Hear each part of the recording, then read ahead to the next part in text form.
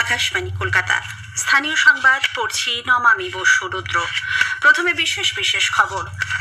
প্রধানমন্ত্রী আবাস যোজনা, ইন্দিরা আবাস যোজনা এবং বাংলার বাড়ির প্রমাণপত্র এসআইআর এর নথি হিসেবে গৃহীত হবে না বলে নির্বাচন কমিশন জানিয়েছে।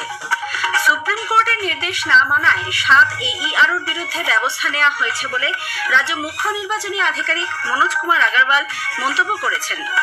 কেন্দ্রীয় প্রতিমন্ত্রী সুকান্ত মজুমদার AEROদের নির্বাচন কমিশনের নির্দেশিকা মেনে কাজ করার আবেদন জানিয়েছেন।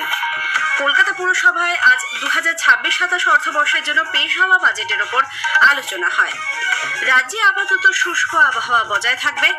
কল্যাণীতে রঞ্জি ট্রফি সেমিফাইনালের দ্বিতীয় দিনে জম্মু কাশ্মীরের বিরুদ্ধে বাংলার প্রথম ইনিংস 328 রানে শেষ হয়েছে। আসছে বিস্তারিত খবরে। এসআইআর প্রক্রিয়ার শুনানির সময় কমিশনের গাইডলাইন এবং সুপ্রিম কোর্টের নির্দেশের বাইরে অপ্রাসঙ্গিক নথিপত্র মঞ্জুর করার কারণেই ওই 7 আধিকারিকের বিরুদ্ধে শাস্তিমূলক ব্যবস্থা নেওয়া হয়েছে বলে রাজ্যের মুখ্য নির্বাচনী আধিকারিক মনোজ কুমার আগরওয়াল জানিয়েছেন। তিনি বলেন, শুধুমাত্র এ রাজ্যে নয়, এসআইআর চলা অন্য কোনো রাজ্যের এই কমিশনে সরাসরি এ ধরনের পদক্ষেপ নেয়নি। মুখ্য নির্বাচনী আধিকারিক জানান, একে অপরাধে অভিযুক্ত অন্যান্য আধিকারিকদের বিরুদ্ধে এ ধরনের ব্যবস্থাও নেওয়া হতে পারে। ইলেকশন কমিশন তো ওদেরকে তো যে ডেজিগনেশন ছিল ওখান থেকে সাসপেন্ড করেছে। ইলেকশন কমিশন তো কাকে অ্যাপয়েন্ট করে না by name, election commission designation appointment দেয়, আর যে ডেজিগনেশন আছে ওখান থেকেই সাসপেনশন করেছে। ইলেকশনে যেটা কাজ আছে ওটা থেকে তো উইথড্র হয়ে গেছে, ওর ডেজিগনেশন অন্য লোককে পোস্ট করতে হবে। এদিকে এসআইআর প্রক্রিয়া শুনানিতে নির্বাচন কমিশন ও সুপ্রিম কোর্টের নির্ধারিত নথি জমা পড়েছে কিনা তা জেলা শাসক তথা নির্বাচনী আধিকারিকদের আজ বিকেলের মধ্যে নিশ্চিত করে জানাতে বলেছিল কমিশন। সেই সময়সীমা শেষ হওয়ার আগে আজ ফের নথিপত্র নিয়ে আরও কিছু ব্যাখ্যা দেওয়া হয়েছে কমিশনের তরফে। প্রধানমন্ত্রী আবাস যোজনা, ইন্দিরা আবাস যোজনা এবং বাংলার বাড়ির প্রমাণপত্র এসআইআর এর নথি হিসেবে গৃহীত হবে না বলে নির্বাচন কমিশন জানিয়ে দিয়েছে। একটি প্রতিবেদন। এসআইআর প্রক্রিয়ার শুনানিতে কোন নথি গ্রহণযোগ্য তা নিয়ে একাধিকবার ব্যাখ্যা দিয়েছে নির্বাচন কমিশন। আজ রাজ্য সরকারের দেওয়া এক চিঠির জবাবে কমিশন ফের স্পষ্ট ভাষায় জানিয়ে দিয়েছে, প্রধানমন্ত্রী আবাস যোজনা, ইন্দিরা আবাস যোজনা এবং বাংলার বাড়ি প্রকল্পের আর্থিক সহায়তার অনুমোদনপত্র এসআইআর এ গ্রহণযোগ্য নথি হিসেবে বিবেচিত হবে না। কমিশনের তরফে রাজ্যের মুখ্য নির্বাচনী আধিকারিককে পাঠানো এক চিঠিতে জানানো হয়েছে, সুপ্রিম কোর্টের 9 ফেব্রুয়ারির নির্দেশে যা বলা হয়েছে সেই গাইডলাইন অনুযায়ী নথি জমা দিতে হবে। তবে সেই সব নথির মধ্যে সরকারি আবাস প্রকল্পের শংসাপত্র প্রযোজ্য নয়। কাজেই যারা নিজেদের আবেদনপত্রে শুধুমাত্র ওই নথিপত্র প্রমাণ হিসেবে যোগ করেছেন তা গ্রহণ না করতে বলা হয়েছে। এমত অবস্থায় নথিপত্র গ্রহণ করার ক্ষেত্রে আরও একবার ইআরও এবং AEROদের সতর্ক করে দেওয়া হয়েছে কমিশনের তরফে।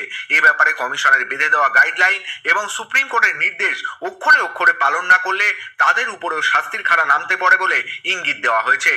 অভিরূপ ভট্টাচার্য, আকাশবাণী সংবাদ, কলকাতা। কেন্দ্রীয় প্রতিমন্ত্রী সুকান্ত মজুমদার AEROদের নির্বাচন কমিশনের নির্দেশিকা মেনে কাজ করার আবেদন জানিয়েছেন। বালুরঘাটে আজ সাংবাদিকদের প্রশ্নের উত্তরে তিনি বলেন, বর্তমানে কোন আধিকারিক কোন ভুল কাজ করলেও তা প্রযুক্তির মাধ্যমে প্রমাণিত হয়। এ বিষয়ে আগেও সব আধিকারিকদের সতর্ক করেছিলেন তিনি।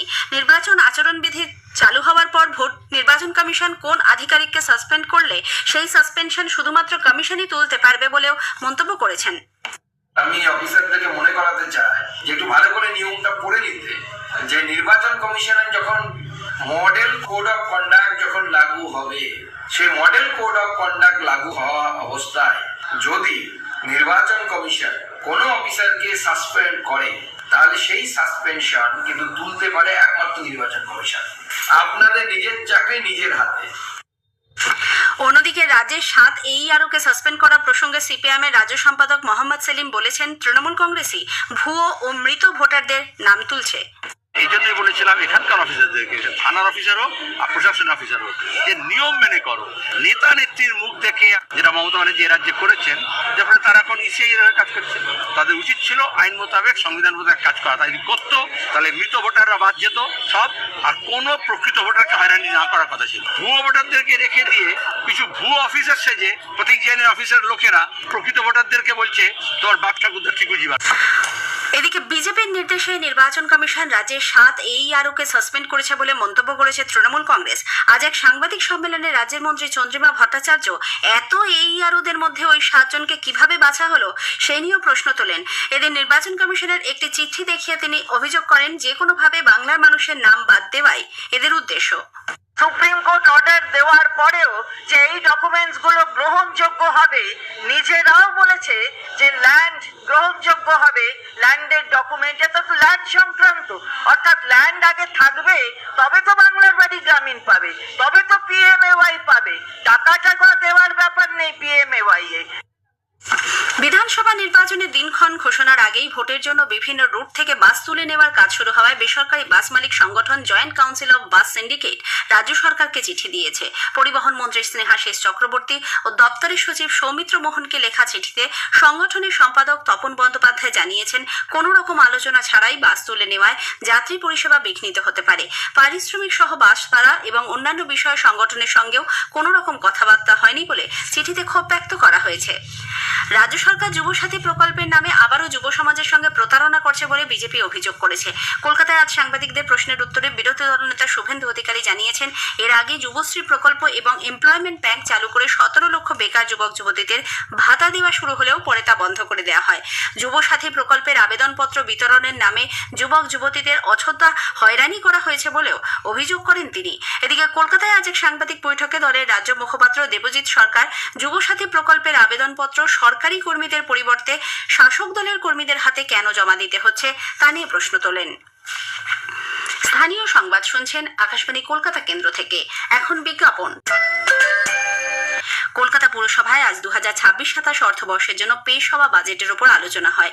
এর সূচনা করে ডেপুটি মেয়র অতীন ঘোষ জানান, পুরসভার সম্পত্তি করের প্রধান আয়ের উৎস বিগত অর্থবর্ষের তুলনায় চলতি অর্থবর্ষে প্রায় 20,000 করদাতা বেড়েছে। বিজেপি কাউন্সিলর মীনা দেবী পুরোহিত প্রস্তাবিত বাজেটের সমালোচনা করে বলেন, বিভিন্ন ওয়ার্ডের পুরো স্বাস্থ্য কেন্দ্রগুলিতে চিকিৎসক ও যথাযথ পরিষেবা প্রদানের ব্যবস্থা নেই।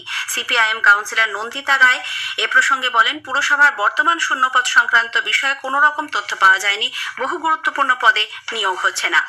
নিয়োগের দাবিতে আজ ফের বিকাশ ভবন অভিযান করেন প্রাথমিকে চাকরি প্রার্থীদের একাংশ।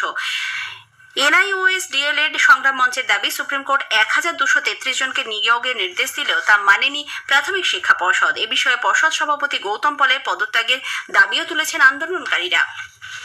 গণশক্তি পত্রিকার প্রাক্তন সম্পাদক নারায়ণ দত্ত প্রয়াত, বয়স হয়েছিল 82 বছর। বেশ কিছুদিন বার্ধক্যজনিত নানা অসুখে ভুগছিলেন। আজ সকাল 10:30 নাগাদ বিদ্যাসাগর হাসপাতালে তিনি শেষ নিঃশ্বাস ত্যাগ করেন।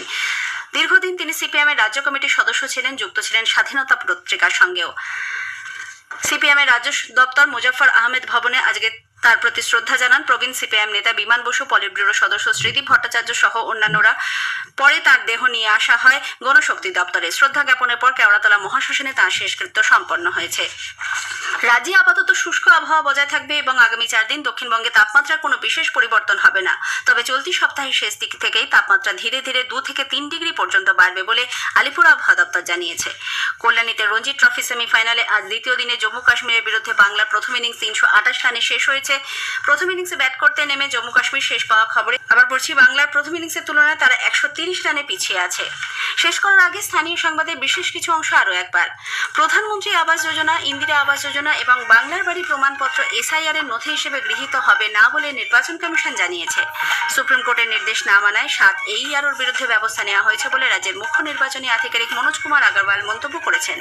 কলকাতা পুরসভায় আজ 2026-27 অর্থবর্ষের জন্য পেশ হওয়া বাজেটের উপর আলোচনা হয়েছে। স্থানীয় সংবাদ শেষ হলো, এরপর খেলার খবর 8টা বেজে 10 মিনিটে।